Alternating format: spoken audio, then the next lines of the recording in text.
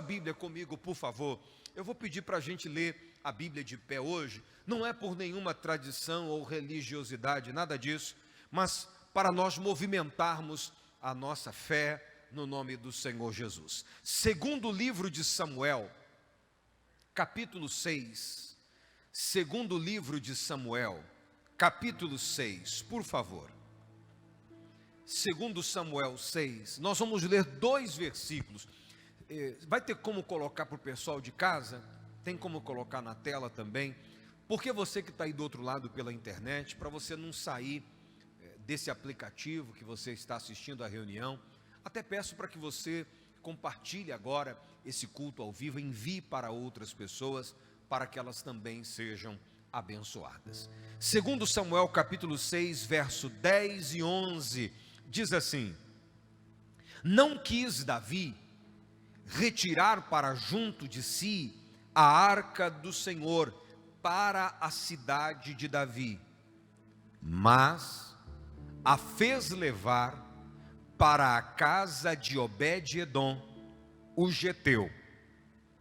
Ficou a arca do Senhor na casa de Obed-edom, o geteu, 3 meses. E o Senhor abençoou toda a sua casa. Fala comigo essa última frase bem forte. E o Senhor abençoou toda a sua casa. Fala mais uma vez. E o Senhor abençoou toda a sua. Mas eu confesso que eu não estou ouvindo aqui não. Quero que você fale mais forte, vai. E o Senhor abençoou toda a sua casa. Pode assentar. Nós estamos em um propósito de fé para estes últimos 52 dias do ano de 2021. A gente tem compartilhado com você que esse ano não passou, esse ano voou. Hoje já é dia 21 de novembro. Só que tem um detalhe: para algumas pessoas, o ano passou com uma rapidez, uma velocidade tão grande que parece que você nem viu o tempo passar. Mas também há outras pessoas que durante este ano viveram um desgaste tão grande, desgaste familiar, desgaste profissional, desgaste emocional, desgaste financeiro. Sofreram tantos desgastes ao longo destes 11 meses do ano, que tem muita gente dizendo: pastor, eu não vejo a hora desse ano acabar logo. Eu quero mais é que 2021 acabe e acabe logo. Agora olha para mim, presta atenção. Você já percebeu? Presta atenção. Você já parou para pensar numa coisa? De uns dias para cá, em todo lugar que você olha, você entra na internet, você acessa as redes sociais, você liga a televisão, você abre o jornal, e começou agora uma outra palavra. Agora todo mundo está dizendo: se prepare porque a coisa vai piorar de novo. Já viu isso? Os casos vão aumentar, a doença vai voltar, e não sei o que, não sei o que lá. Olha, fica pronto, fica. Nestes últimos 52 dias do ano, a igreja do Senhor precisa se levantar com autoridade espiritual para repreender toda a palavra negativa em nome de Jesus. Porque o nosso objetivo nesta campanha, neste clamor, é reconstruir das cinzas, das ruínas, em algo glorioso, em nome do Senhor Jesus. Quem está me entendendo, fala graças a Deus. E hoje nós estamos na 3ª semana. Faz comigo assim o número 3. Faz assim o número 3. O 3 é glorioso, é o Pai, o Filho e o Espírito Santo. Mas nós ainda temos até a 7ª semana.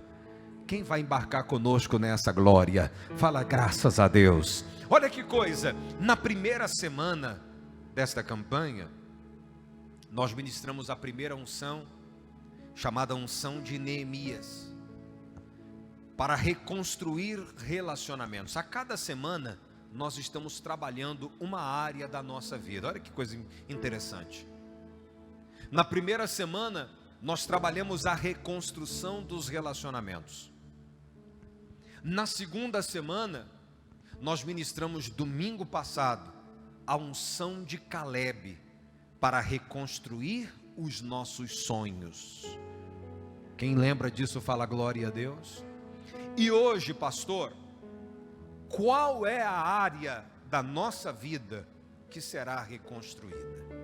Inclusive, quero sempre pedir a você que traga um papel, uma caneta, anota aí no seu tablet, no seu celular, porque a gente vai falar algumas coisas aqui que você não vai usar só agora, que não vai fazer bem para você só agora, mas que vai acrescentar muito para você amanhã, nos desafios profissionais, familiares, em situações que você tem que atender. Olha para cá. Hoje, qual é a área da nossa vida que será reconstruída? Coloca a mão direita no coração e fala comigo: a reconstrução. Não, fala mais forte, diga: a reconstrução do ministério. Fala: a reconstrução do ministério. Agora, abra bem os seus olhos, abra muito o coração e me escute. Quando a gente fala a palavra ministério dentro do ambiente da igreja, alguém imediatamente vai pensar em ministério como um trabalho que os homens e mulheres de Deus, os obreiros, o pastor, o missionário, a pastora, a missionária, aquelas pessoas que estão aqui na frente, o ministério daquele irmão que toca, daquela irmã que canta, daquelas adolescentes, aquelas jovens, aquelas pessoas que dançam. O ministério é aquilo que aquele irmão, aquele evangelista, aquele obreiro fica lá na porta e fica impondo as... Olha para mim. O nosso objetivo hoje, através dessa palavra, é ampliar o seu entendimento, para mostrar para você que estas coisas que eu falei, esse trabalho dentro do ambiente da igreja é ministério, mas ministério não é só isso. A palavra ministério significa serviço. Fala comigo: ministério. Mais forte, diga: ministério é igual a serviço. Fala mais uma vez: ministério é igual a serviço. Hoje, irmãos, Deus quer ampliar o seu entendimento. Hoje Deus quer desbloquear, desatar um segredo espiritual que vai mudar a história da sua vida. Debaixo da unção do Espírito Santo, eu quero te dizer que a partir de hoje Deus vai reconstruir uma obra linda, um serviço lindo, um ministério lindo dentro da vida de cada um dos irmãos. Eu quero explicar para você então de duas maneiras. Vem comigo, por favor. Qual é o ministério? O que é o ministério que Deus quer reconstruir na sua vida? O primeiro, o nosso ministério, o nosso serviço diário. Abra comigo a sua Bíblia, por favor. Lá em 1 Pedro, capítulo 4, versículo 10. 1 Pedro, capítulo 4, versículo 10. 1 Pedro, capítulo 4, versículo de número 10. Olha o que está escrito na palavra de Deus. Olha só, está escrito assim: cada um exerça o dom que recebeu para servir aos outros, administrando fielmente a graça de Deus em suas múltiplas, variadas formas. Olha para cá. Eu vou te mostrar que hoje Deus quer reconstruir o ministério, o serviço na sua vida. Todos os dias, Deus coloca diante de mim, diante de você, oportunidades para nós servirmos a alguém. Todos os dias Deus nos apresenta situações onde nós temos uma oportunidade de sermos sal, de sermos uma bênção, de sermos luz na vida de uma pessoa. O texto que nós lemos de 1 Pedro diz que cada pessoa deve usar o dom que Deus te deu. Você tem dons. Não, você não entendeu, ou não creu. Eu vou dizer de novo. Deus deu a você dons.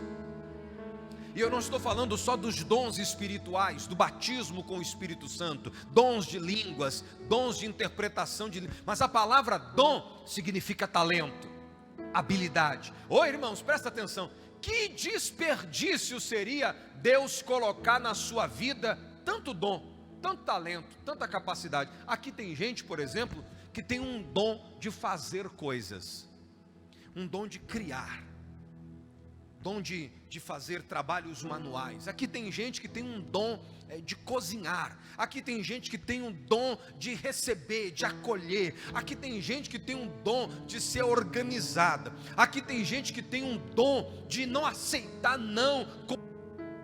Aqui tem gente que tem todo tipo de dons. Fala comigo, Deus me concedeu. Não, fala com força. Diga, Deus me concedeu dons e talentos, habilidade, mas para quê?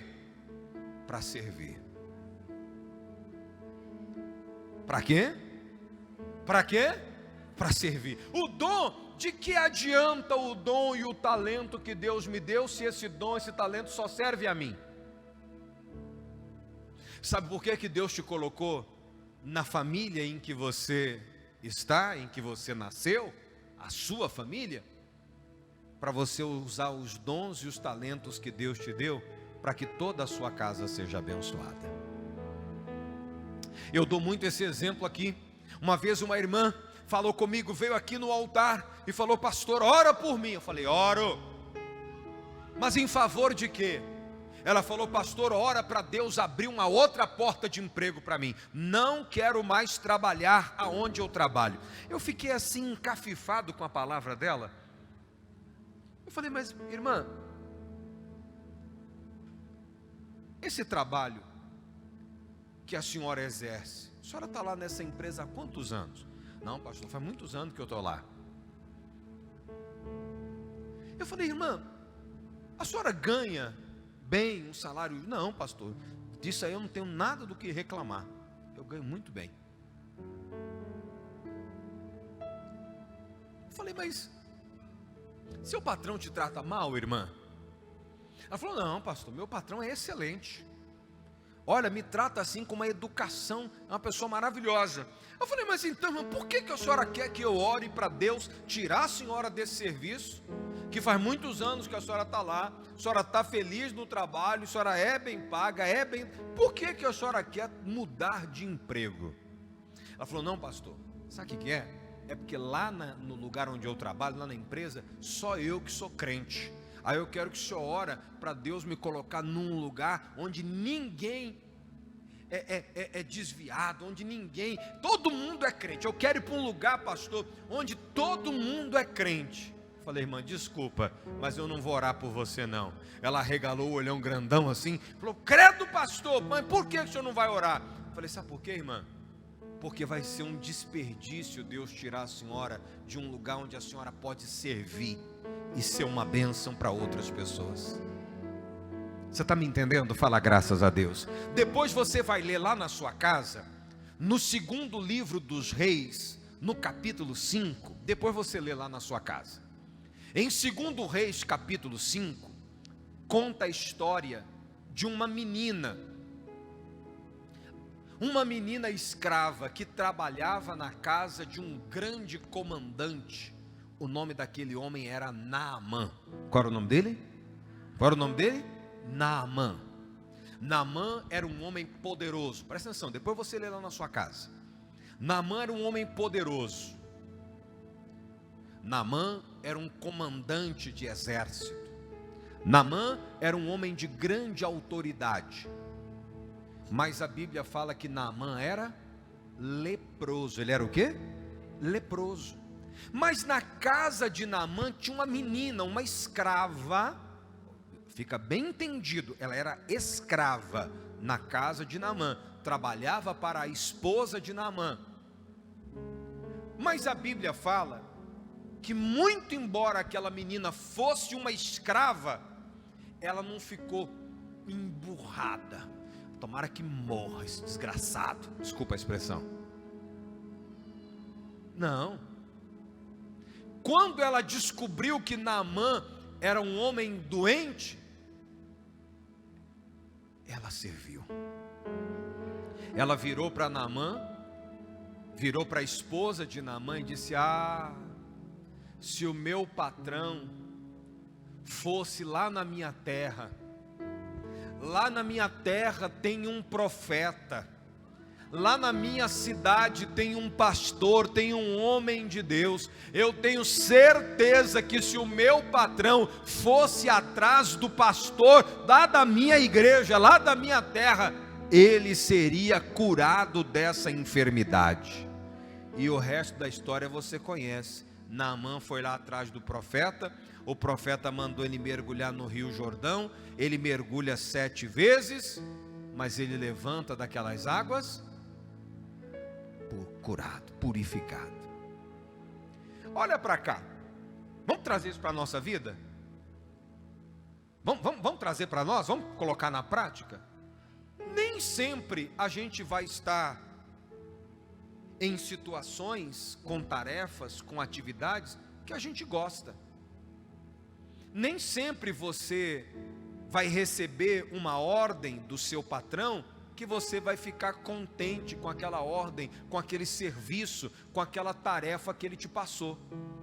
A menina da casa de Naamã, ela era escrava, certamente que ela não queria estar ali, certamente que se ela pudesse, ela estaria em outro lugar, fazendo outra coisa, mas não. Mas o fato dela ser uma escrava não roubou dela a oportunidade de ser uma bênção para a vida de Naamã. Olha, a Bíblia não fala, agora sou eu que estou dizendo. Eu só posso imaginar o tamanho da gratidão missionária de Naamã, porque ele saiu de casa leproso. Mas aquela menina disse: vai lá e fala com o profeta. E agora ele volta. E agora ele volta purificado. Imagina o tamanho da gratidão que estava no coração de Naamã quando ele voltou para casa. A Bíblia não fala, eu que estou dizendo. Não perca, meu irmão e minha irmã, a oportunidade de servir pessoas. E aqui eu quero entregar para você uma chave muito importante. Presta atenção. O mundo que a gente vive é um mundo altamente competitivo. Sim ou não? Sim ou não? A gente vive num mundo de competição, onde as pessoas, elas fazem de tudo para derrubar outras pessoas. Ela quer crescer. Se ela tiver que derrubar, mentir, falar mal, inventar, ela faz de tudo. Se ela tiver que prejudicar o companheiro de trabalho para ela,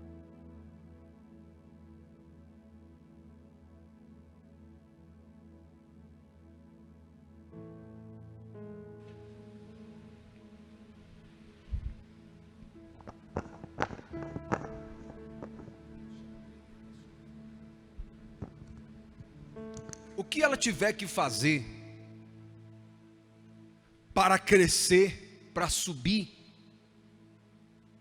mesmo que para subir ela tenha que usar as costas do outro como escada,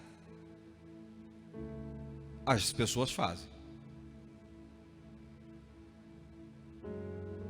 Só que a nossa fé nos ensina diferente.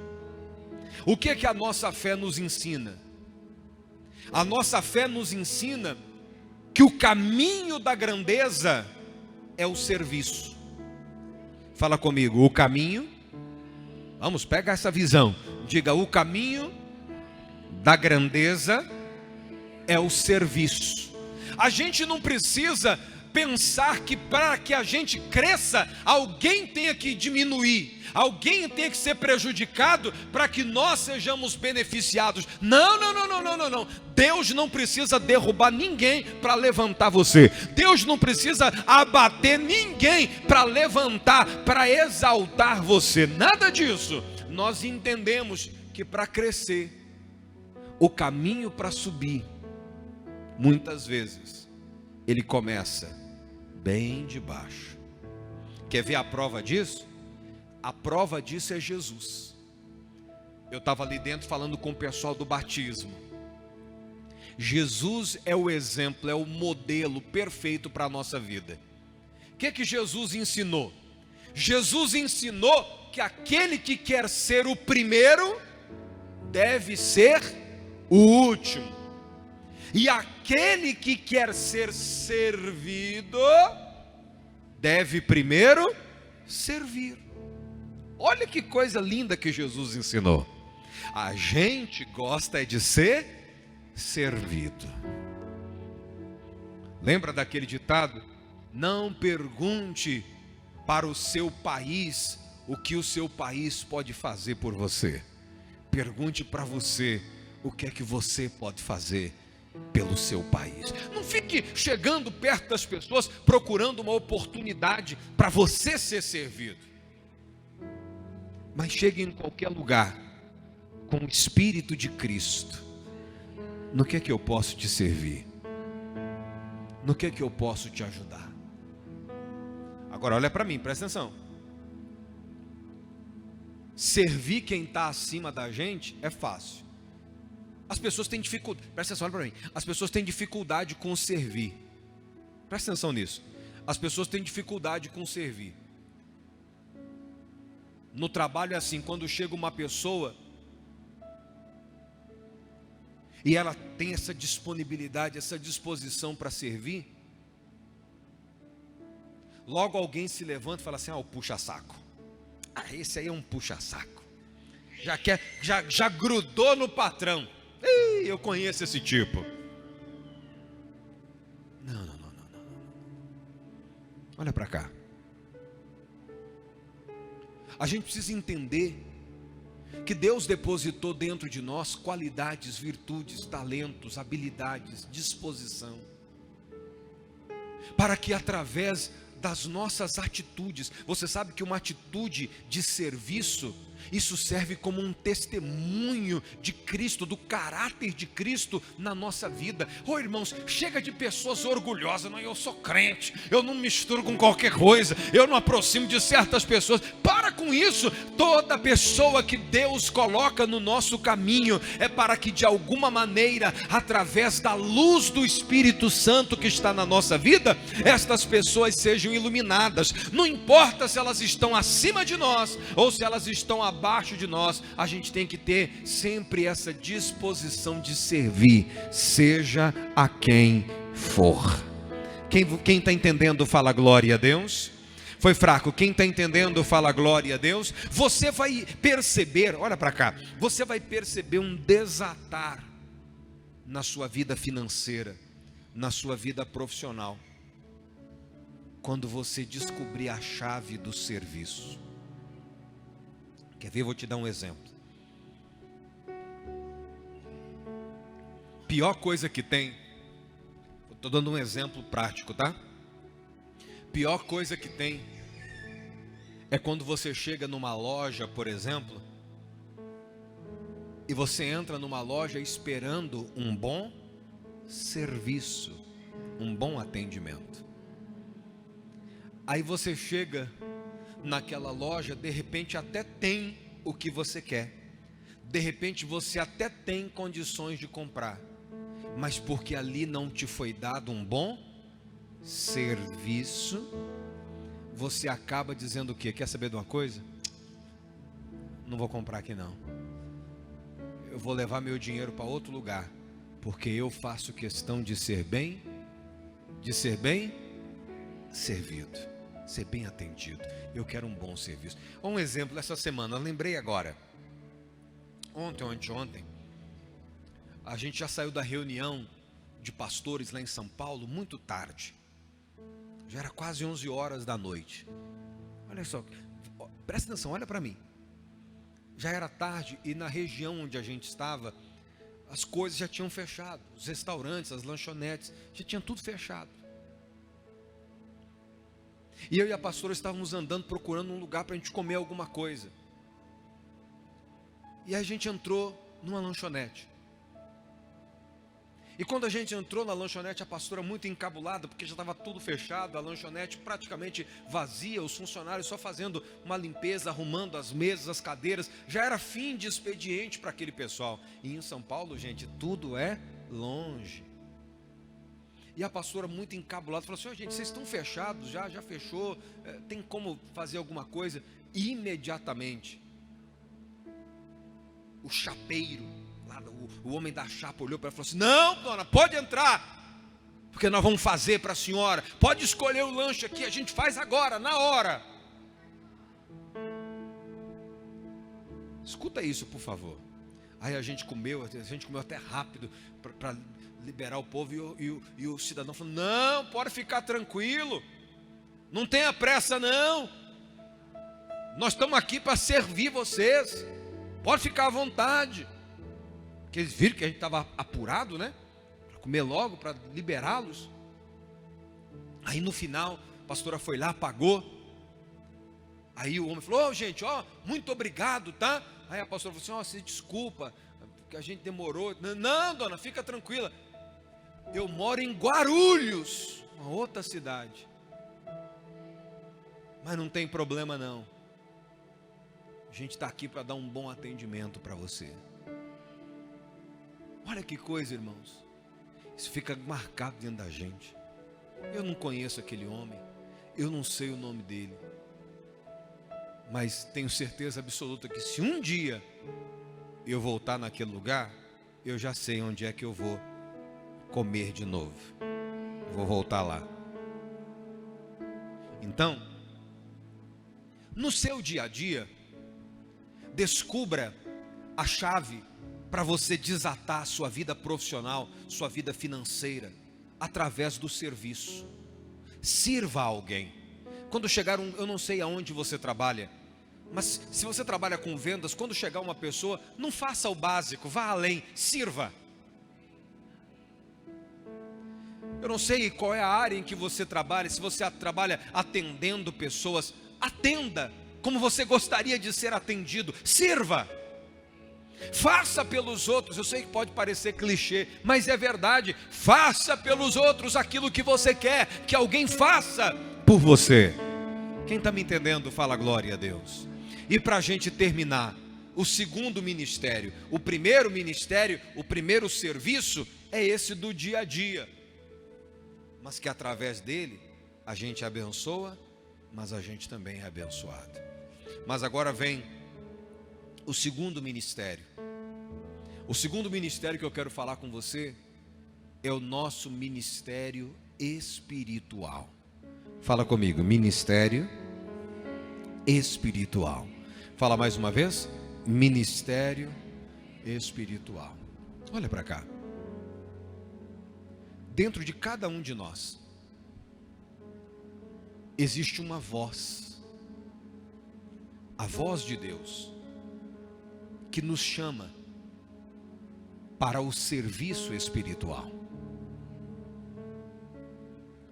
Dentro de cada uma pessoa que aqui está, independente se você está aqui hoje pela primeira vez, ou se você já caminha conosco em fé há algum tempo, a voz de Deus, ela nos chama para servi-lo.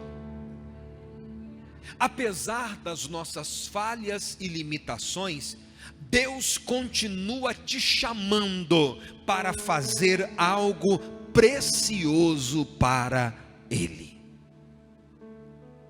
Vamos voltar a pensar nos dons e talentos. Deus deu a você dons e talentos, não é só para você usar lá fora, não. Mas Deus colocou em você habilidade, dom, talento, potencial, para você fazer algo para Ele aqui, na sua obra. Você pode não saber, mas Deus colocou dentro de você alguma coisa que tem grande utilidade, que é uma ferramenta muito útil para a obra dele aqui dentro. Quem levanta a mão comigo e fala glória a Deus? Aí a gente precisa voltar lá no primeiro texto que nós lemos, de 2 Samuel, capítulo 6, que nos fala do momento. Olha para mim, não precisa de você voltar lá não, a gente vai comentar aqui e você vai lembrar.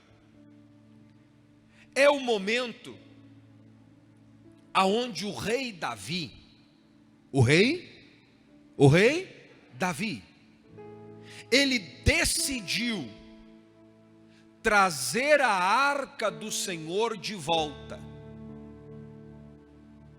A arca era o símbolo da glória de Deus. A arca era o lugar aonde a presença, a glória de Deus se manifestava. Olha para mim. Mas a Bíblia fala que a arca, o símbolo da glória de Deus, ficou 20 anos. Quantos anos? Quantos anos? Quantos anos? 20 anos na casa de um homem chamado Abinadab. Qual era o nome dele? Qual era o nome dele? Abinadab. Olha, presta atenção, vem comigo. A glória de Deus ficou 20 anos na casa de uma pessoa. Mas olha que interessante. Apesar da presença de Deus ter ficado na casa de Abinadab quantos anos? 20 anos. A Bíblia não fala nenhum testemunho de bênção que aconteceu na casa daquele homem. Olha para mim, presta atenção. A presença de Deus, você pode imaginar isso? A presença de Deus ficar na casa de uma pessoa 20 anos e nenhum milagre aconteceu, nenhuma bênção manifestou, a glória de Deus. Por que será, pastor Júnior, que nada aconteceu na casa de Abinadab? Porque Abinadab perdeu a oportunidade de servir ao Senhor com a glória que estava dentro da sua casa. Apesar da presença de Deus estar na casa daquela família, eles não valorizaram a presença de Deus, eles não valorizaram a glória de Deus, e 20 anos se passaram, e a arca de Deus na casa de Abinadab era como um móvel, uma cômoda, uma cama, uma mesa, uma cadeira, um objeto que estava lá, como qualquer um outro. Presta atenção. Aí o texto fala que Davi decidiu trazer a arca de volta. Aí Davi vai lá e pega a arca de Deus com todo o ritual que era determinado. Coloca num carro de boi e vem trazendo a arca. Olha para mim, presta atenção. Olha o que aconteceu. No caminho, diz a Bíblia, a carroça onde estava a arca balançou. E nisso que balançou a carroça, a arca de Deus ia cair. A presença de Deus ia cair no chão. E um homem cheio de boa intenção, o nome dele era Uzá. Qual era o nome dele? Uzá. Cheio de boa intenção. Ele não queria deixar a arca de Deus cair de qualquer maneira. Aí sabe o que ele fez? Ele foi lá e segurou a arca, para a arca não cair. Não era maldade, ele estava cheio de boa intenção, mas não era o trabalho dele fazer aquilo. E a Bíblia diz que quando Uzá tocou a arca, Deus ficou irado, e Uzá morreu. Uzá morreu ali na frente de todo mundo, porque ele fez algo que Deus não mandou ele fazer. Olha para mim. Davi ficou triste com aquilo. Aí Davi falou: quer saber de uma coisa? Eu não vou levar a arca para minha casa não. eu estou muito triste, Uzá morreu, não era, a arca ficou 20 anos na casa de Abinadab, não aconteceu nada, aí agora eu quero trazer a arca para minha casa, o lugar onde ela pertence, para a casa de Deus, e coitado do Uzá, morreu. Quer saber de uma coisa?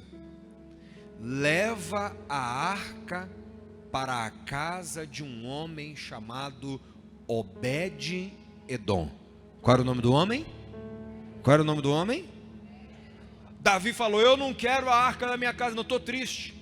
20 anos ela ficou lá, não aconteceu nada. Agora eu trago e Uzá morre. Quer saber? Leva para a casa de Obed-edom. Escuta isso, por favor. Obed-edom não se voluntariou para aquele ministério, não. Davi não perguntou assim, ei, quem quer cuidar da glória de Deus? Quem quer receber a glória de Deus lá na sua casa? Não.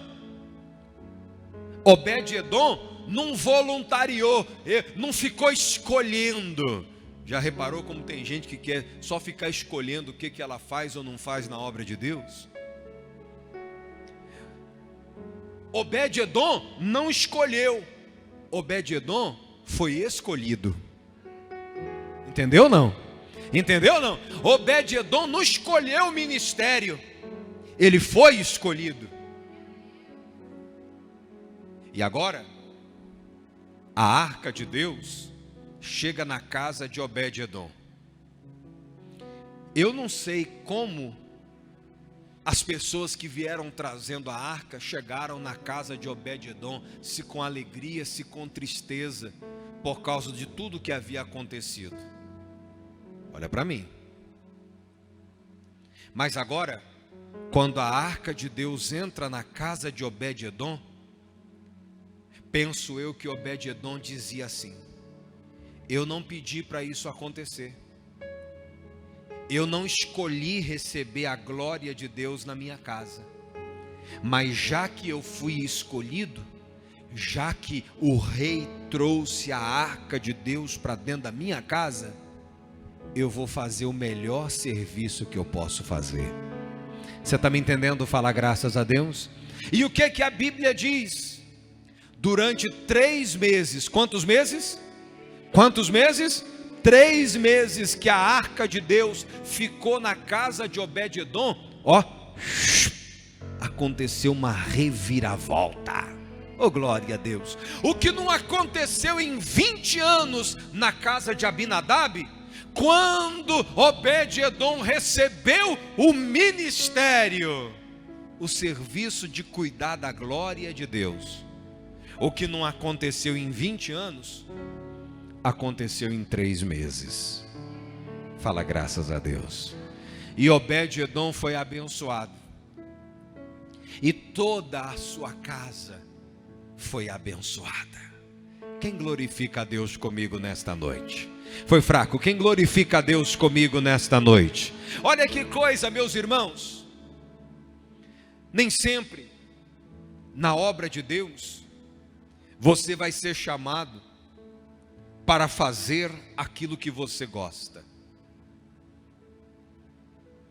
Mas quando a voz de Deus te chamar para servi-lo, seja onde for, no louvor, no evangelismo, na limpeza, cuidando do estacionamento da igreja, lá na recepção, acolhendo, dando boas-vindas para... Eu não sei em que área o Senhor está te chamando, mas o que eu sei é, sobre a sua vida, Deus tem colocado um serviço espiritual. Faça o melhor serviço que você pode fazer para agradar a Deus.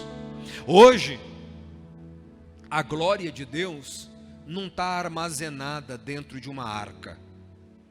Hoje a glória de Deus, ela habita dentro de nós.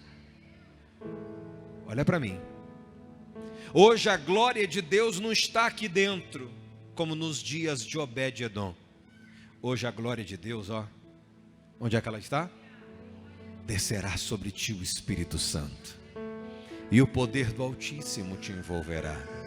Hoje a glória de Deus, ela não está dentro de um recipiente. Hoje o recipiente é você. Agora, Deus está te perguntando: o que que você está fazendo com a glória que eu coloquei dentro de você? Sabe por quê? Porque você precisa entender que aonde você vai, você está levando consigo. Está levando o quê? Está levando o quê? A glória de Deus. Eu levanto de manhã, vou para o serviço, vou para a escola, vou para a faculdade, vou para o banco, vou para a repartição pública, aonde eu estiver, eu estou levando a glória de Deus comigo. A glória de Deus vai comigo aonde eu for. Obed-edom acolheu a glória de Deus em sua casa, e porque ele serviu a Deus cuidando da glória de Deus, a sua casa foi abençoada. E hoje eu quero te dizer: se você cuidar bem da glória que Deus colocou, da presença que Ele colocou dentro da sua vida, as mesmas bênçãos que Obed-edom recebeu, você também vai receber. Se hoje você disser: Senhor, como é que eu posso te servir? Senhor, eu quero caminhar servindo ao Senhor. Aonde eu chegar, a minha boca não vai ser instrumento para falar piadinha, palavrinha suja. A minha boca será um alto-falante para falar da glória de Deus. Onde eu chegar, eu vou dar meu testemunho. Aonde eu chegar, eu vou falar do amor de Cristo. Eu vou fazer a glória de Deus que está na minha vida transbordar na vida de outras pessoas. Quem está me entendendo, fala glória a Deus. Hoje Deus está te chamando ao serviço. Hoje é dia de você se colocar disponível e dizer: Senhor, usa-me para cumprir a tua vontade. Fica de pé no seu lugar comigo, por favor. Durante 20 anos, a arca de Deus, a presença de Deus ficou na casa de Abinadab e nada aconteceu. Ele não soube servir. Ele não abraçou aquele ministério. Na casa de Obed-edom só precisou de 3 meses para aquela família ser transformada. Hoje à noite eu quero profetizar sobre a sua vida, que nestes últimos 52 dias, levanta a mão direita para o céu comigo. Nestes últimos 52 dias, o que não aconteceu em 11 meses, com a glória de Deus na sua vida, nestes últimos 52 dias, vai acontecer. Você crê nisso?